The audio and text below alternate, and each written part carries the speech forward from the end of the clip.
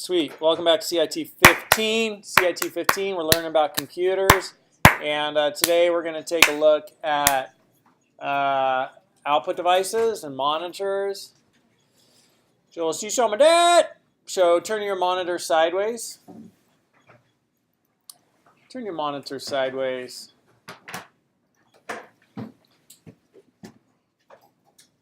Awesome. I like seeing all your pretty young faces and handsome young faces. So much potential. Y'all are richer than Bill Gates and Steve Jobs, definitely. And Larry and Sergey. Because you're younger. You have more years in the bank. And nothing but potential before you. And if you plant the right... Yeah, exactly. That's why you're way richer than Steve Jobs. He's dead. His bank account balance, years left of life, equals 0. And you all statistically have a much higher balance than those other people. So you have your whole life before you, and if you plant the right seeds starting right now, you're going to cultivate a wonderful garden of life every day. Plant the right seeds every hour, and it's just that consistent, focused dedication towards a goal. Like, you got to have a goal. If you don't have a goal, then you're not going to get anywhere. One of the most important things is focus. Bill Gates and Warren Buffett both said the most important thing contributing to their success is focus. Knowing what to focus on and then focusing on it. So I have you turn your monitor sideways so that you stop using your computers. We still have another one. Are you using your computer? No? Yes? No? Yes? No? Cool. Oh, awesome. I just thought maybe you're looking at it the way you look. That was my speculation. I was wrong. Focus. Wasn't it grit?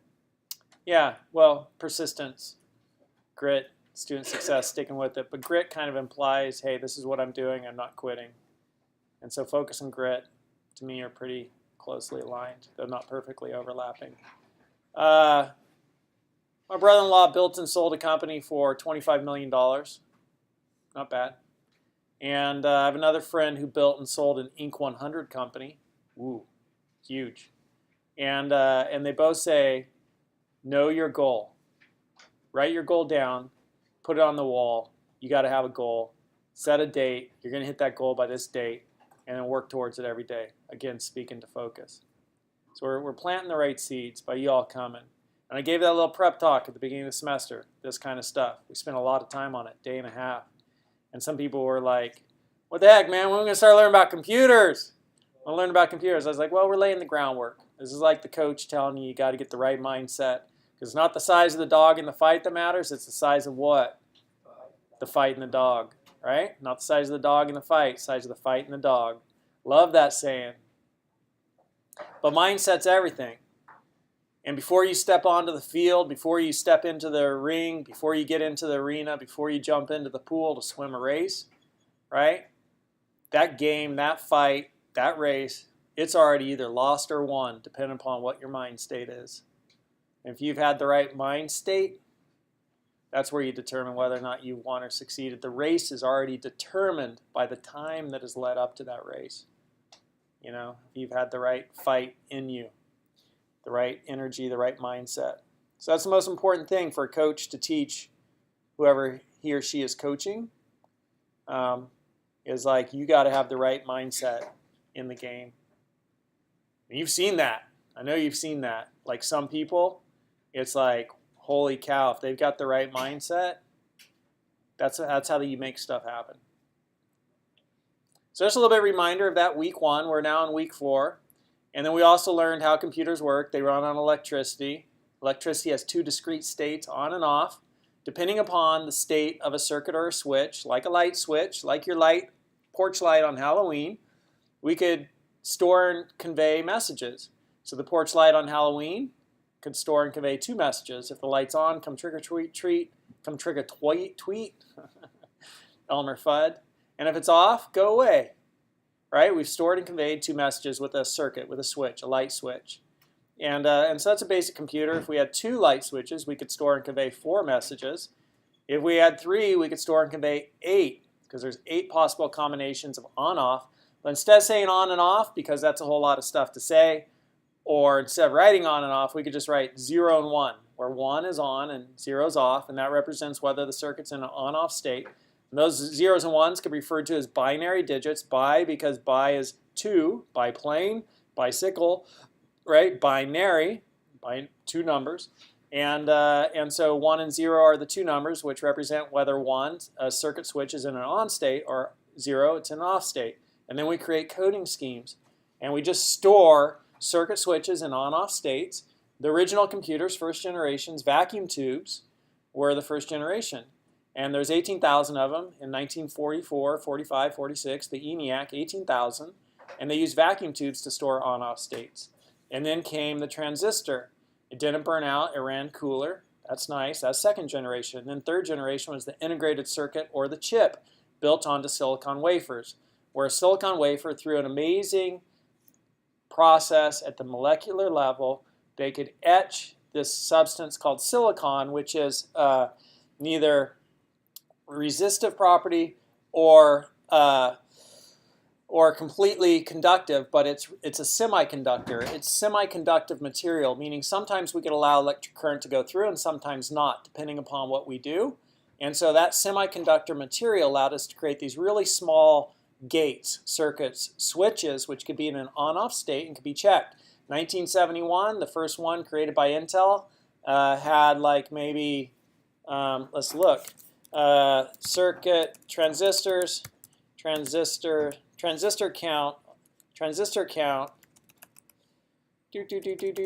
wiki, transistor count, Wikipedia. And in 1971, the 4004 had 2,300 circuits or switches on something that was the size and thickness of my pinky fingernail. Hi. Good. Just pick it up for a second. Awesome. Thanks for keeping the place clean and running well. Oh, no problem at all. Yeah, super important. Really appreciate your help. Thank you. Not much to get. So that was in 1971. We had 2,300 circuits. Today, 2.6 in 2011, and I think we did this before. We looked at transistor count today, something like that. Transistor count, Moore's law. Intel now packs 100 million transistors in each square millimeter, March 30th, 2017. 100 million transistors in each square millimeter. And so transistor density, and there's the gates. Transistor, Intel processor, 1971 to the present, just out of curiosity here. Computing Intel, 2013, Intel processor. Transistor count by year, let's see if this one has it. And 4004, 2014 was 4.3, there's 5 billion on a circuit. And we found one today, transistor CPU today. I don't know what to search for, but it was like 7.6 billion, I think, was the newest one. Anyhow, a whole heck of a lot of circuits, which could be in an on-off state. So we have coding schemes for text, we have coding schemes for color, we have coding schemes for sound, for video, and that's just a bunch of zeros and ones or circuits in on-off states. And that's how we do stuff. And then we looked at hardware. We talked about computers and breaking computers down into 2 categories. Computers can be broken down into hardware and software. Hardware can be broken down into input, processing, output, and storage. And so input devices, keyboard, mouse, microphone, output devices, monitor, speakers, printer, projector. And then we have storage, and I called storage computer remembering, because storage is a term that's usually used to refer to secondary storage, and memory is usually a term that's used to refer to RAM. And so I said, hey, here's computer remembering. And we looked at the importance of computer remembering. So I said, what is 4 plus 7? And you all said 11. And you needed an input device, your ears, to be able to hear the input. You needed a storage device, memory, to be able to remember 4 plus 7, 11. You needed a processor to calculate 4 plus 7 is 11. And then you needed an output device to say 11. So you needed input, processing, output, storage. You needed all 4 of those, just like a computer. And remembering is important. If you don't have something to do remembering, you are in a whole world of trouble. And so we looked at computer remembering in computers, and we looked at it from left to right. And over here by the CPU, we had faster access but smaller storage, like cache and registers. And then way out here, away from the CPU, we had slower access but store as much as you want. And so we had cache and registers, and then we had RAM, random access memory, also just referred to as memory. Anytime a computer program is running, it's stored in memory. And memory is volatile, meaning the power goes out, whatever's there is lost. And then we had secondary storage, which is permanent, non-volatile. Power goes out, it's still stored there. Secondary storage we broke down into what? You know the answer, so I'm not going to call on you, but thank you for raising your hand. What did we break secondary storage down into? What's your name? Yeah. Natana? So secondary storage is broken down into 3 categories. Name one of them. Secondary storage is broken down into 3 categories. Name one of them. Don't use your notes. Use your head. Secondary storage was broken down into 3 categories. Name one. All right, name one of them. Solid state. Huh? Solid state. Awesome, Clarissa. Name another one. Magnetic. Magnetic. Solid state, magnetic. Name another one. Optical. Optical. All right, and so solid state was solid state drives or flash drives. Magnetic was a hard disk drive or tape or floppy disks back in the day. And optical, CD, DVD. That's all permanent storage, right? And then one last area of computer remembering was ROM, read-only memory, also sometimes known as firmware, upon which BIOS is stored, basic input-output system, which gets your computer up and running. And that's just right on the motherboard. So that's where we kind of talked about computer remembering, and then we dropped into hardware. And we said, hey, let's open up the case. Inside we got this thing called the motherboard. And on the motherboard there's these different components. One of them is read-only memory, ROM, where BIOS is stored. Has a little battery to trickle a little bit of electricity to remember user settings. And then we also saw the RAM sticks on the motherboard, and we learned that the bus on the motherboard is where, is what data transfers between, like the CPU and memory. It rides on the bus, sent on the bus, little gold wires on the motherboard. And so motherboard, RAM, ROM, we saw that. We saw the SATA plugs where you plug in. We saw the hard disk drive over in the bays, and we learned about the bus, and we learned, I think, also about word size. So is it 32-bit or 64-bit? How many zeros and ones can the CPU process at once? So if it's 64-bit, it can process 64 at once. If I look at this computer right here and go to About This Mac, I see that it is, doesn't show me, 2.5 gigahertz, 16 gigabytes of DDR3 RAM, and I don't know. I thought it would tell me, but it tells you that easily on Windows. It says this is a 64-bit machine, and so that's the word size. And then we had the system clock, which is like the metronome that sets the speed at which everything's happening, which is the gigahertz, and megahertz would be million. Gigahertz is billion of things a second. So this one is running at 2.5 billion clock cycles a second. 2.5 billion things a second are happening. Whoa, really fast. 2.5 billion is a lot. It's hard for us to conceptualize how quickly this all runs. So that was computer remembering, and then just looking at the hardware. And that kind of brings us up current. Is there anything that in that little quick review, that you remember, which I didn't mention?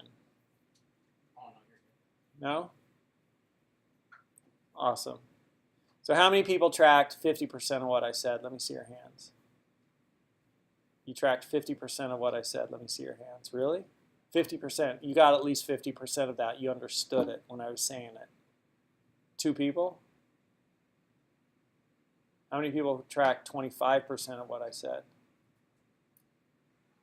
So what can I do to help you learn those concepts? We've spent 3 weeks on them now. This is week 4.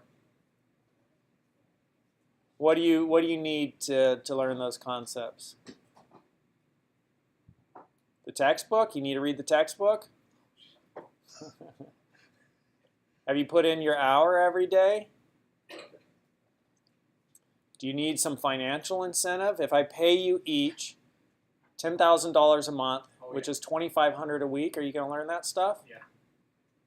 $2,500 a week? All right, in 5 years, I will pay you each $10,000 a month, or society will. Let me rephrase that. $10,000 a month if you put in an hour every day on this course and an hour every day on your 3, 4, or 5 other courses. So that might be somewhere between 3 to 5 hours a day on each of your courses. And then in 5 years, society will pay you $10,000 a month. $2,500 a week, $500 a day. What would you do with $500 a day? That's a little bit. You'd find ways to spend it, I guarantee you. You'd be like, well, I'm tired of driving this $1,500 car, I'll tell you that. $500 a day, that's like one day I've made my payment for my Lexus or my BMW. Let's go get that Lexus or BMW. You'd find ways to spend it. That's what humans do. How many people are worried that you're going to be vaporized by North Korea? Let me see your hands. Nobody? Nobody's worried you're going to be vaporized by North Korea? They should be worried. They should be worried. He makes the wrong move.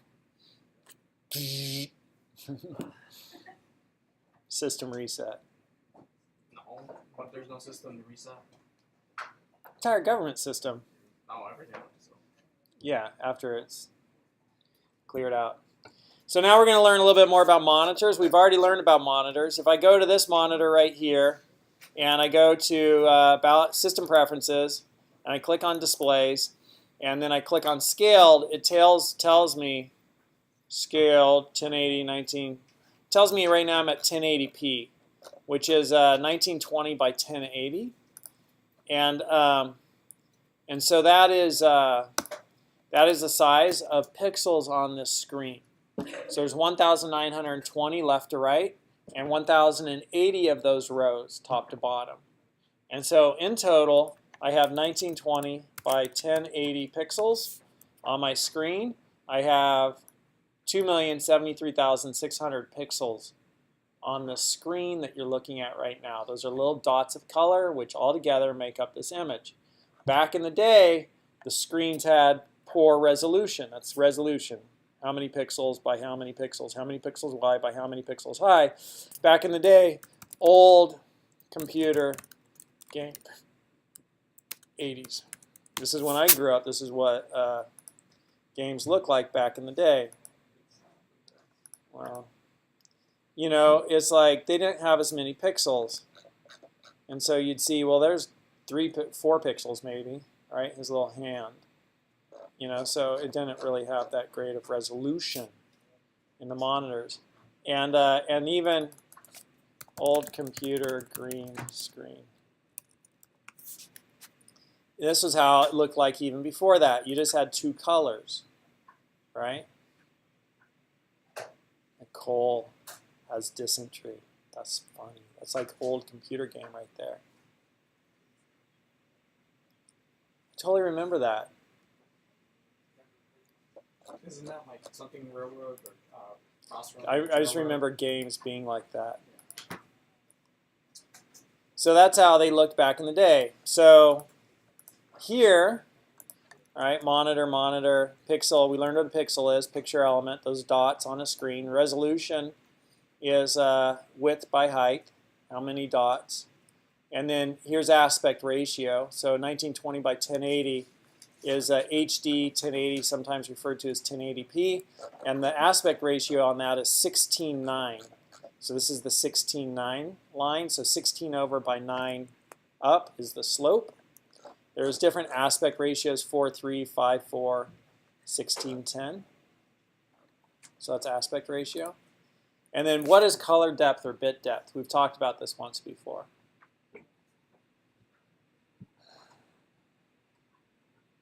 So that's for each pixel, how many zeros and ones do we store to store the color information?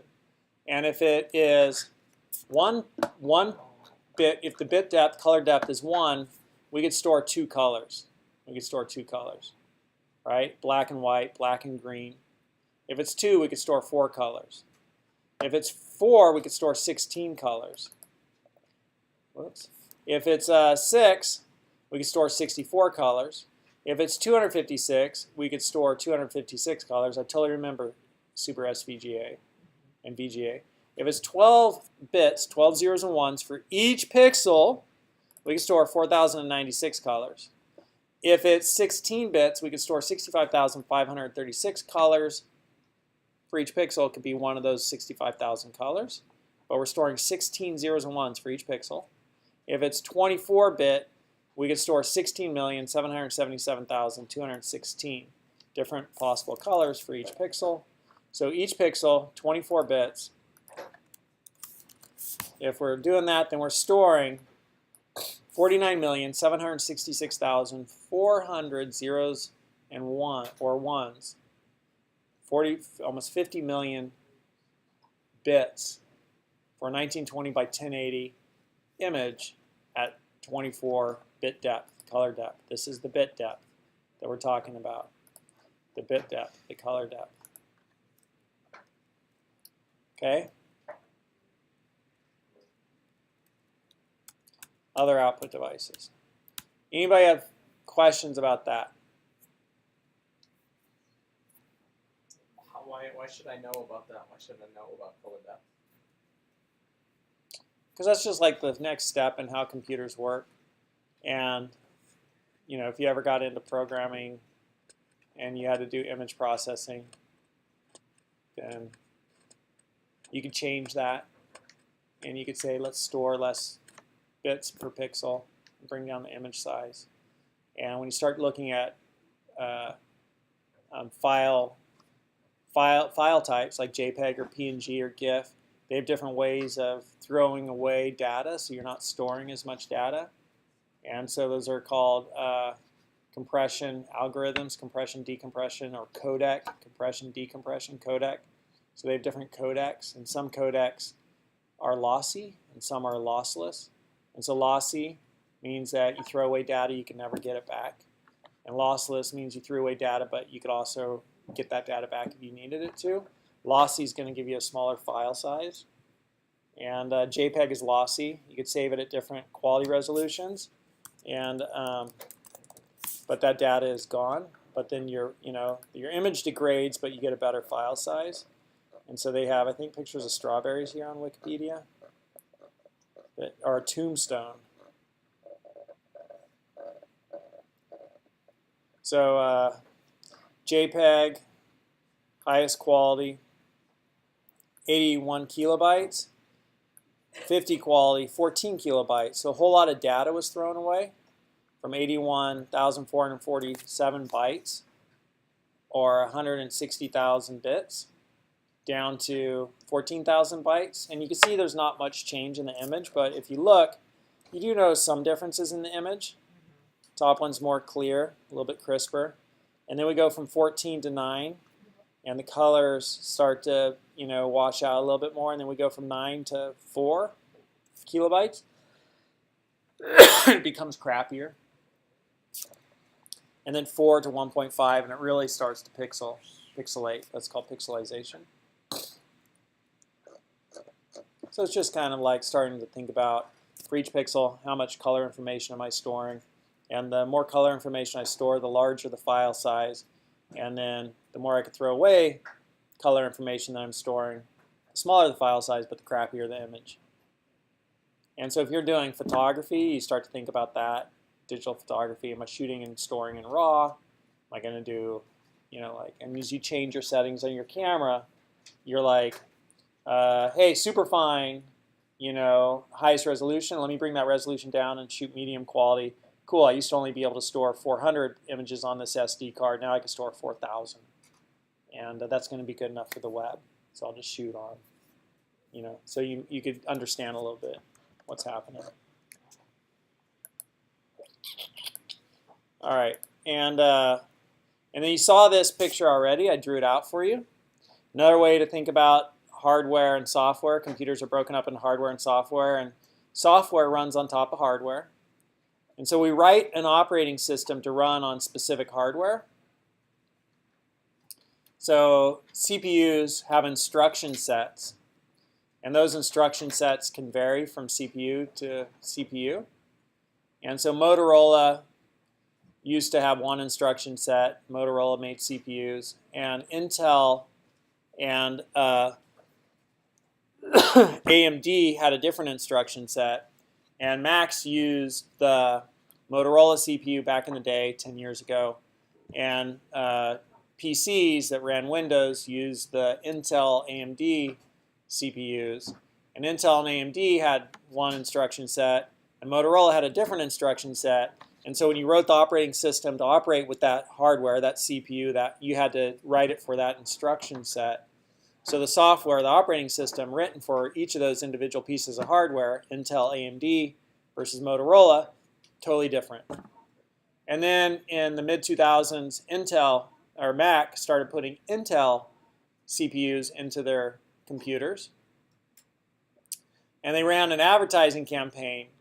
And the advertising campaign was, what's an Intel CPU doing inside of a Mac? A whole lot more than it ever did inside of a PC.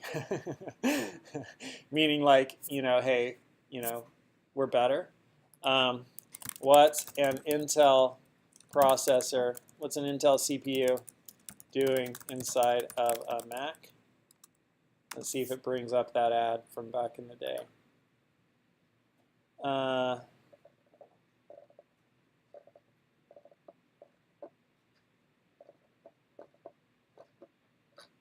There's an article there, maybe it'll be there. Apple's transition to Intel processors, a lot more than inside of a PC. Let's see if it brings up one more specific.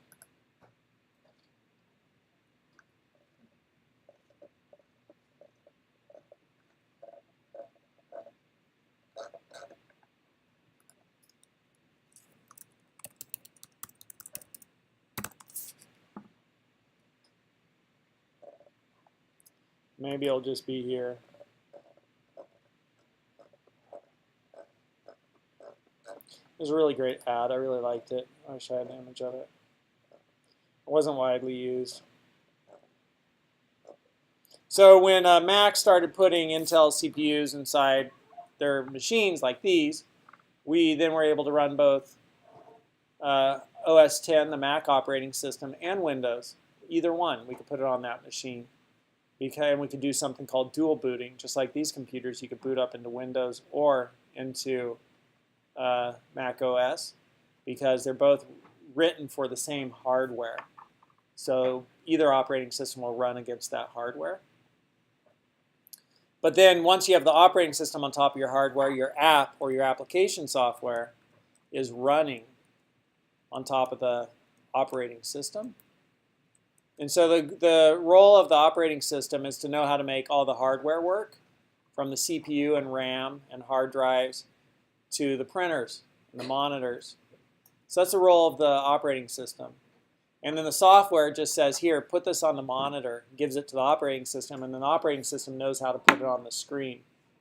Or the application piece of software says, here, print this, and gives it to the operating system.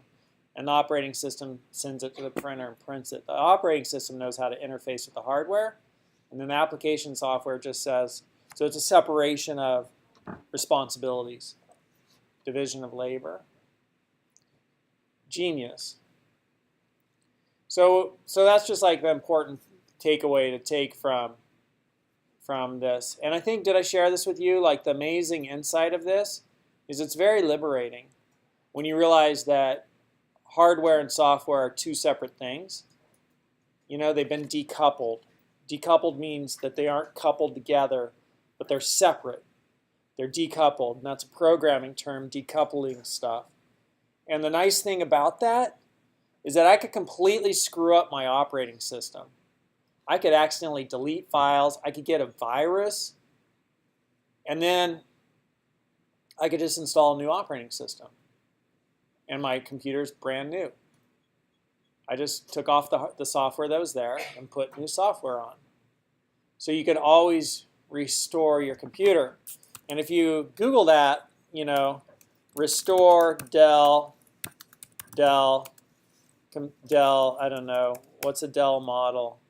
Dell Inspiron 15 to factory settings. And it'll walk you through a process.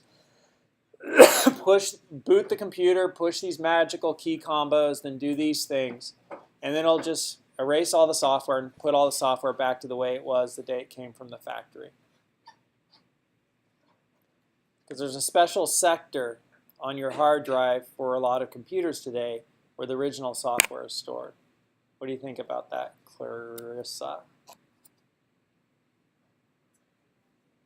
It's a lot to take in. Am I talking too fast? Jimmy, what do you think of that? Jim? What do you think of that?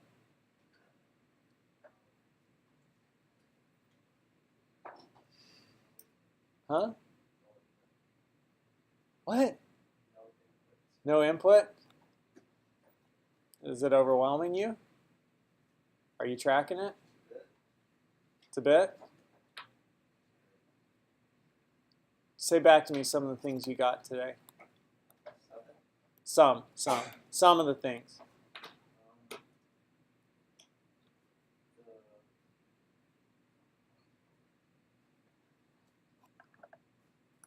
Like we talked about monitors. What did you learn about monitors? Or what were some of the concepts that were covered? Huh? Bit depth, color depth.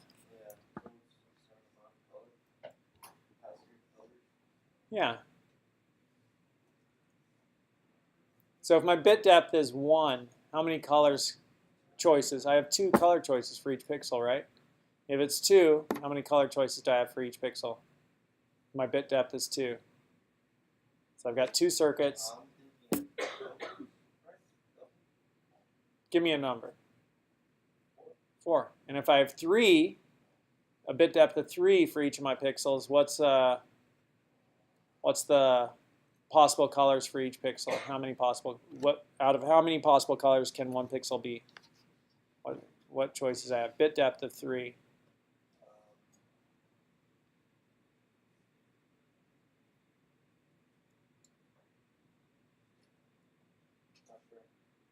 So if we have 3 porch lights, we have 1 porch light on or off. If we have 2, right? Both on, both off, this one on, that one off, or vice versa. Right? So there's 4 possible combinations there. Both on, both off, this way or that way. Right? So if we have 3, how many possible combinations are there? All on, all off, this one on, those off, these 2 on, you know, those 2 on. And the formula for that is 2 to the power of n, where n is the number of bits that you have. So 2 to the power of 3 is 2 times 2 times 2, which is 8. It's 8. So you'd have 8 possible colors with a bit depth of 3. Cool. Mike, what did you get today so far? Yeah, first Mike, talking Mike. The talking one's always going to be the one I call on first. No, as discussing, there's 24 and maybe 16, 6, Oh, the 16 to 24, big jump. 24 equals 16 colors. Oh, 24 bits would be 16,777,000. It'd be 2 to the power of 24. I'm pretty sure that's 16,777,000 something or another. And we've already closed that presentation.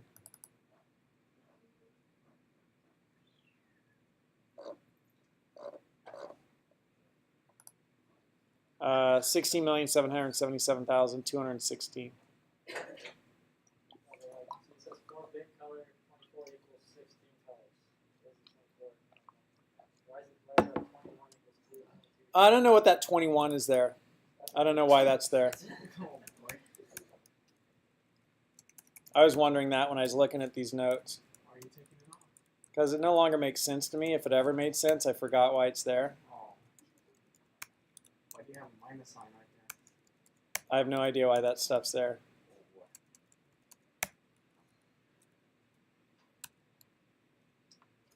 that better?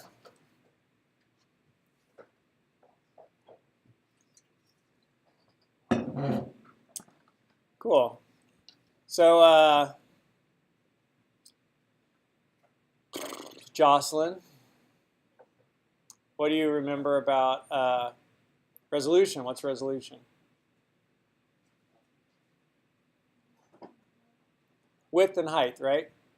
And so we have Jim, Mike, Clarissa, Jocelyn, Ray. Is that right?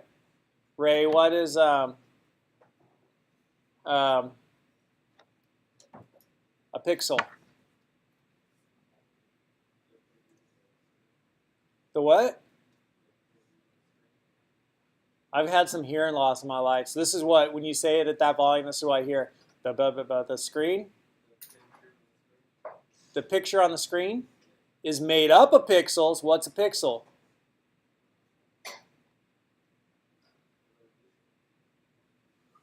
No.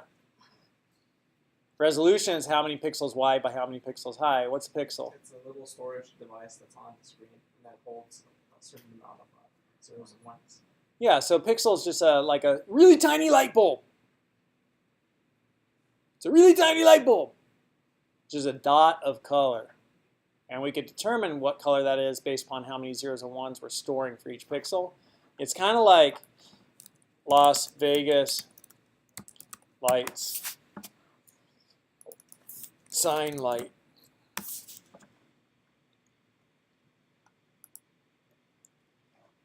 All right, it's kind of like this. Let me get a really big image.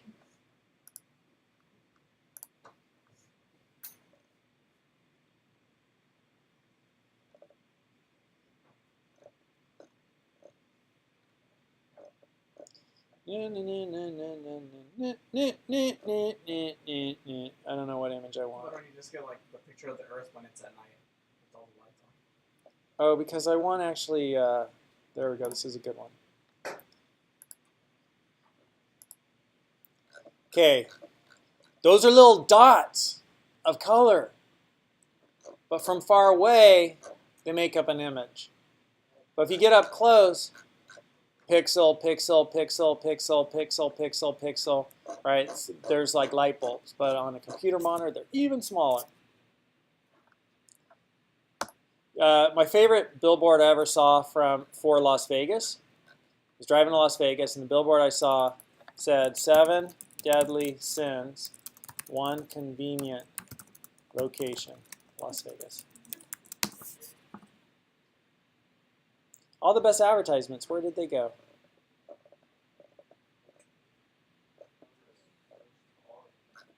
What?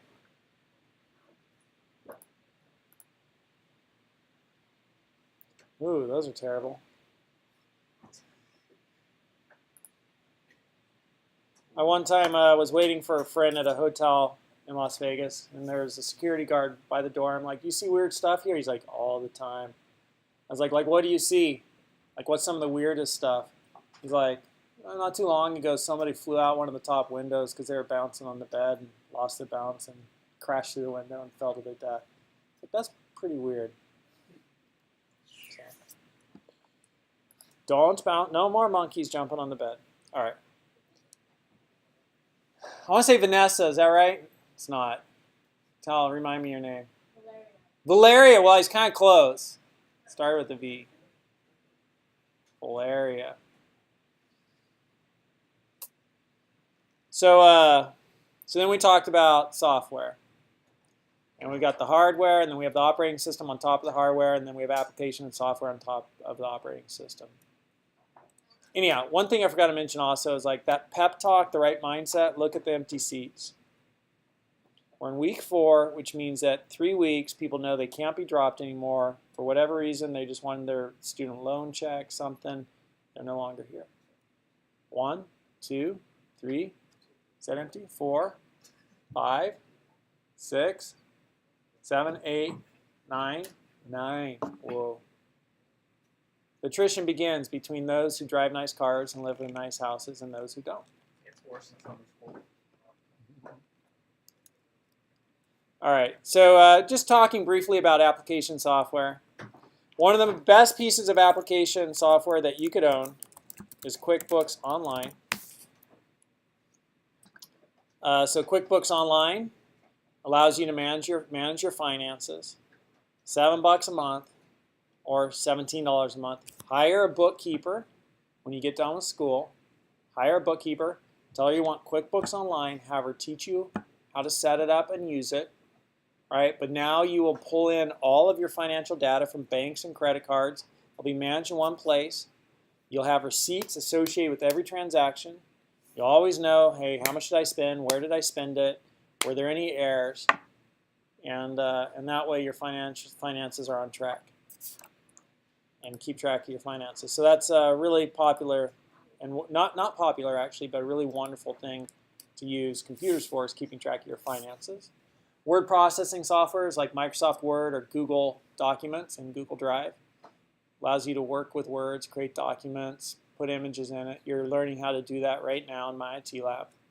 Spreadsheet software allows you to work with numbers. Microsoft Excel is an example of spreadsheet software, as is Google Sheets. So it gives you a chance to work with numbers. We'll work with that. Database software allows you to store data. Microsoft Access is an example of rudimentary database software. We'll work with that in my IT lab. And I'll show you a little bit about how relational databases work. Presentation software is like what I'm using right now. Allows you to give presentations. One takeaway.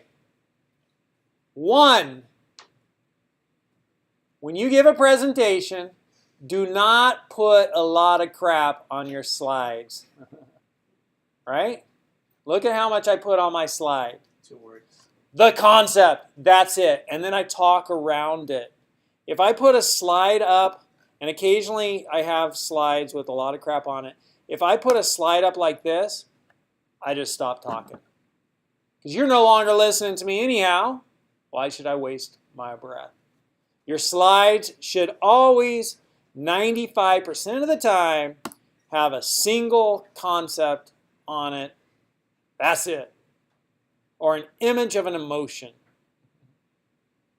So important. How many of you are in crap classes where the instructor brings up a PowerPoint presentation like this?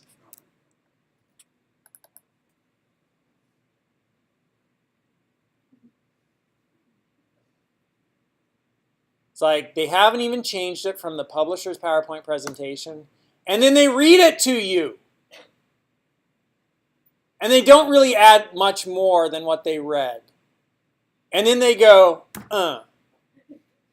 let me read you the next one.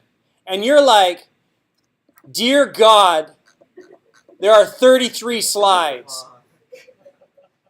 What am I doing with my life? This feels like a waste of time. And it is. And they never change their tone. They never change their volume. They never give you any stimulus. Because stimulus wakes you up and makes you feel like something's happening. Your mind is a filter to filter out constant stimulation. He's wondering why I'm yelling at my class. Your mind is a filter to filter out constant stimulation. He got stimulated. Right. I even got the teacher in the next room to come pay attention to me. That's power! Like, quit being timid and start using your arms. Start using your voice. Volume, tone, speed. The least important thing, they've studied it. The least important thing a speaker conveys is content. What's being said. That's like 7% of what people remember. The most important thing a speaker conveys is how it is said. How it is said. What does the voice sound like? And what is their visual energy, their body language? What does their body language say?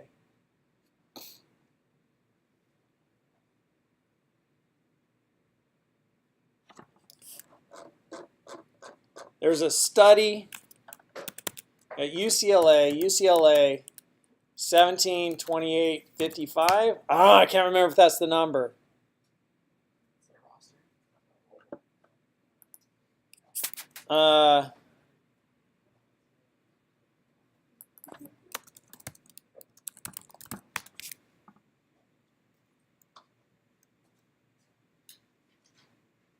It's 55 something.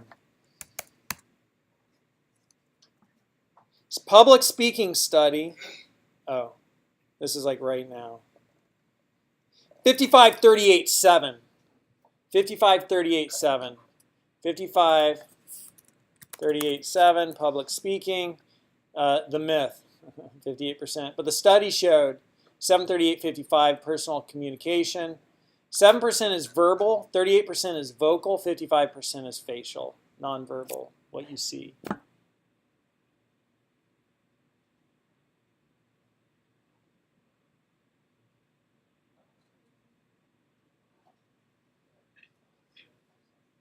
You should always be asking yourself, what am I getting for my money? What am I getting for my time?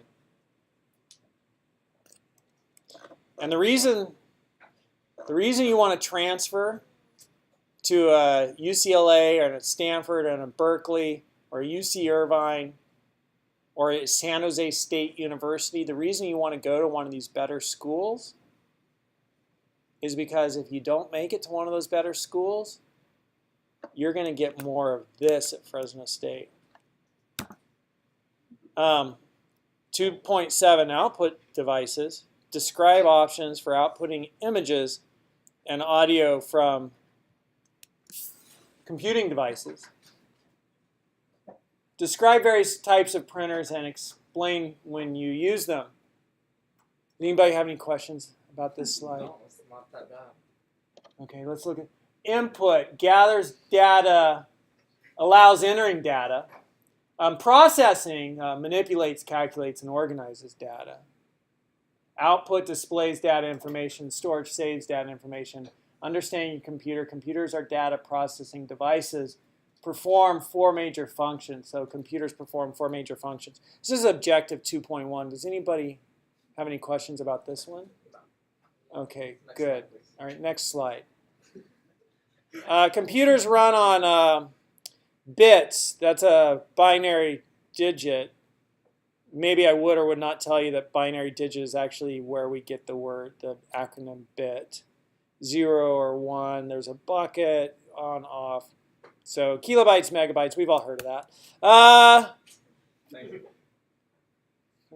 Right?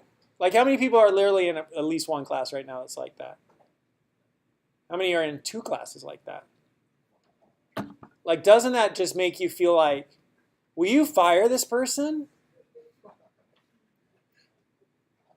This person can't teach. All right, that's my tangent, my rant. 1 topic per slide, 95% of the time. Talk around it. Let your little light shine. Use your energy. Change your tone and your volume. Stimulate people. Because when you change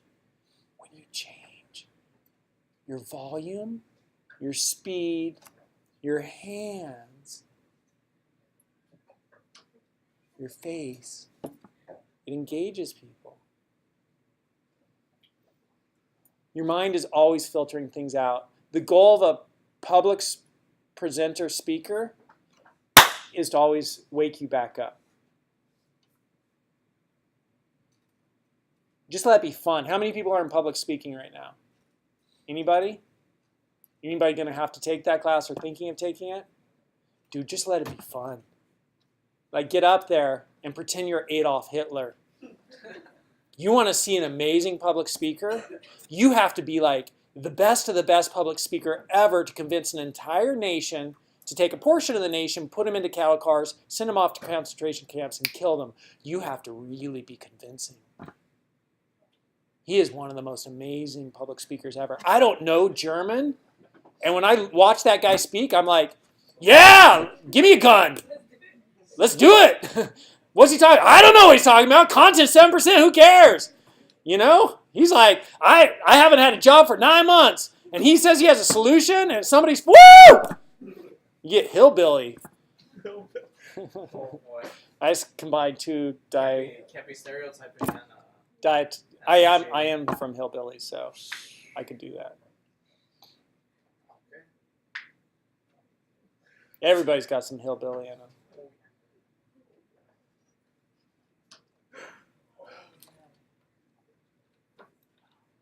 We'll maybe look up a Hitler speech at the end of this class. And... No, it's recording. I can't, because then I'm recording somebody else's content, and that violates intellectual property laws. That's presentation software. And we have applications. Anybody have any comments about all that? No, we're good. And we have application suites. Anybody know what that is? Like programs? So in marketing, they call that bundling products. You could buy the shampoo, you could buy the conditioner, $4 for shampoo, $4 for conditioner, or for $7 you could buy them both together, packaged together in a bundle. Ooh, should I spend $8 for each individually or $7 and get them both? Now you have a dilemma as a consumer. So application suites is you could buy Word, you could buy Excel, you could buy PowerPoint individually, or you could buy them all for one price, bundled together. That's an application suite. Browsers allow you to browse the web. Do you know what comes over to my computer when I look at a website? Is this what came over to the computer? No, it's not what came over to the computer. Right? This is what came over to the computer. This is an amazing site. If you haven't seen it, go to that site. Send me money. This is what came over to the computer.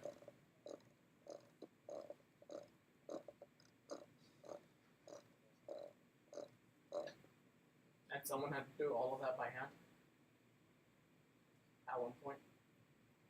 Oh, No, it's awesome. Coding's amazing. but if he slips up once. Well, you have tools to help you. And then my browser receives all that and renders it into something pretty. Even if I'm on mobile, Oh yeah, that's true. That's really helpful. renders it into something pretty.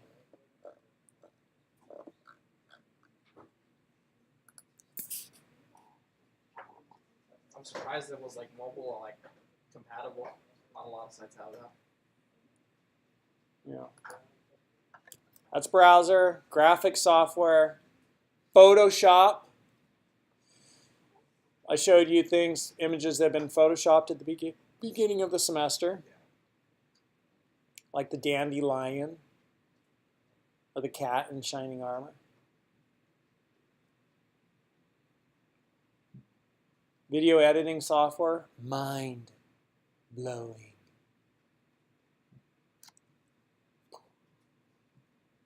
Mind-blowing.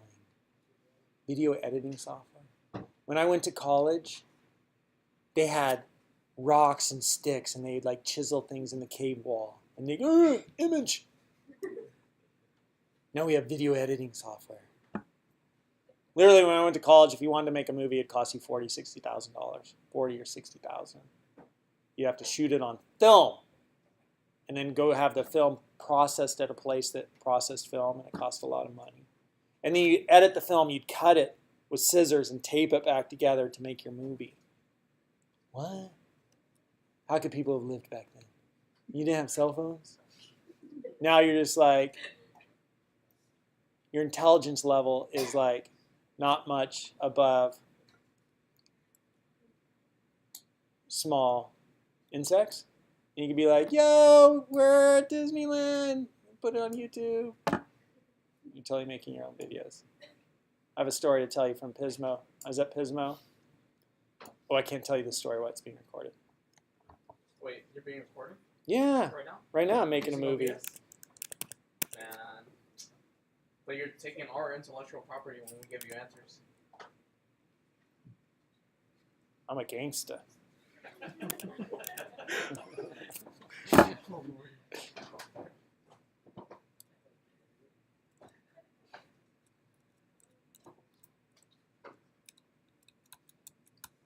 Like, there's a lot of things I'm like, I don't want to teach you that. What about piracy? Pirate. Do you know that Apple used to fly this flag over their headquarters. That's Apple headquarters. They used to fly pirate flag. Why? They were pirates. And they were there to plunder and steal and bundle it into a service and resell it. And Apple's done it over and over and over again. It's called the iPhone. iPhone is part of it. Amazing technology. We patented it. We're the first ones to invent it. And then you could go watch a TED Talk where somebody was showing how to do it 2 years before. They famously went to Xerox, Palo Alto Research Center, and stole the graphical user interface and the mouse. Xerox gave it to them, actually, because they didn't know what to do with it.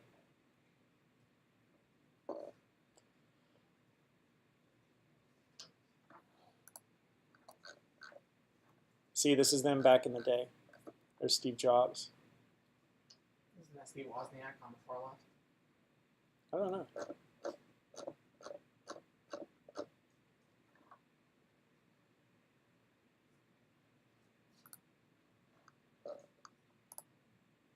Cool.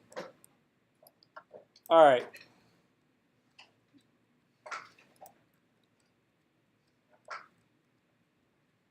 See, I just don't know why people teach this course like this. Because this bores me. Like, there's so much crap on the slides. You know why they do it like this? Because most people don't know what the hell they're teaching, and they need this crutch. What's that on the bottom of her feet? Those are boots. No, below that. Below that. Oh, I'm just kidding. That's a... Sorry. You protect your feet against the weather and elements and like pokey things on the ground. So this is good ergonomics. Her body posture. Right angle right here, right angle right here, right angle pretty much right there. That should hang more freely straight down and over. And this should not be resting there. So this is a bad picture of ergonomics. The book got it wrong. And your keyboard should be like, I don't know, right on your, right, everything should be just hanging, right, like that. And my keyboard should be right here. So you have keyboard drawers that go up and down, in and out. So when you're sitting at a chair, that drawer should come right above your lap because that's right where your hands are when they're like this. They're not far above your hips. They're right above your belt line, so your keyboard should be right there. When I work on my laptop, I have a board that I put across my waist, and my laptop's right on my legs, and that's the right spot. And just like playing the piano, you don't let your wrists rest against the desk or the computer because that's going to give you carpal tunnel, which is a painful thing and makes your fingers stop working. And you have to get surgery, and you never get complete functionality back, Valeria. You can get carpal tunnel from just putting your hand on the desk. Or sleeping on it wrong. Oh. If you're always sleeping on it like that, squishing this area of your wrist. Grim Reaper's going to come for all of y'all. There's no stopping the slide towards atrophy.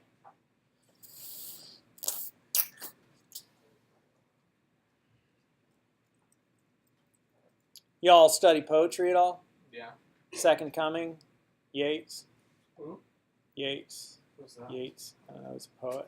William Butler Yeats. I think that's who wrote The Second Coming. What's strange? The widening gyre is what it does. So, you know, that's ergonomics, making sure that you use your computer equipment right. So a little bit of a summary, long video. What did we learn today?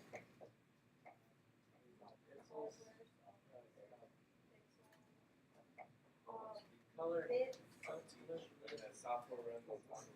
Like computers. I'm so proud of all of y'all. He thinks I'm being sarcastic. I am. I'm totally proud. You know why? Because week one, if I asked you all that, I just wouldn't have heard anything. And now like a third of you were talking. I'm so proud of you. That's so good. You started like chiming in, hey, I learned this, I learned this. Like your comfort levels come up. You're participating. That's how you need to be everywhere. Ask questions in your classes. Talk. And when other people look at you or when you get the answer wrong, say, least I'm talking. Give him that look. What stories did I need to tell you today? The Pismo story, and there's, oh, we're going to watch Hitler. It's going to be a good afternoon. I love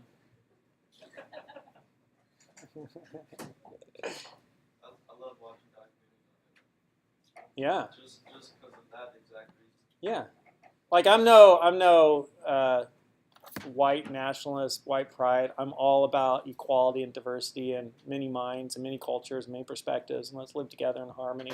So it's not about that. I don't want anybody to misconstrue it and think it's that, because it's not.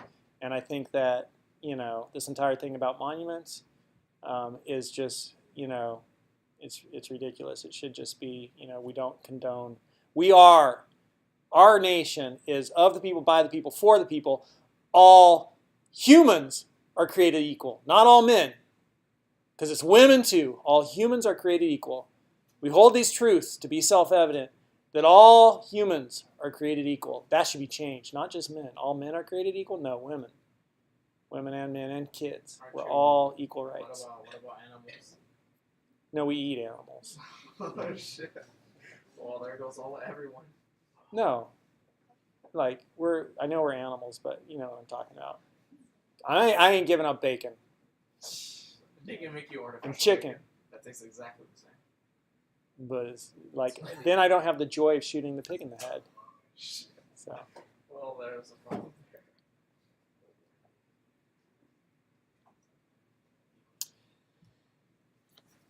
Yeah, so we learned some good stuff. We reviewed good things, and you learned about monitors and pixels and resolution and bit depth, also sometimes color depth. And you learned about, oh, was that a whole other slide? Software, the hardware, and then operating system run on top of hardware, and then application software. And you learned about financial management software, QuickBooks, word processing, spreadsheet, database, presentation software. You learned a little bit about how to give better presentations. You should always be asking, you know, is this worth my time to be in this class? And if it's not, get out. Get out of that class. Like, how many times can I miss this class and still get an A? Like, run that calculation and then miss that class as much as possible. Seriously. If they aren't doing you benefit, you're gone. Like, I need an A for my class, this class. That's my only goal. How do I do that? And then I do it, and I have contempt for the instructor for not teaching well.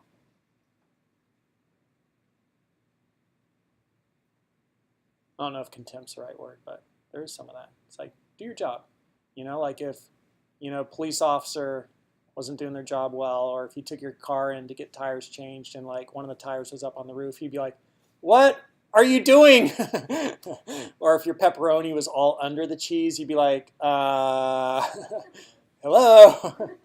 I like the pepperoni on top. That's how all other pizzas are made. Why'd you put it under the cheese? Right. So there is a little bit of expectation. Do your job well. So good stuff. Stop recording.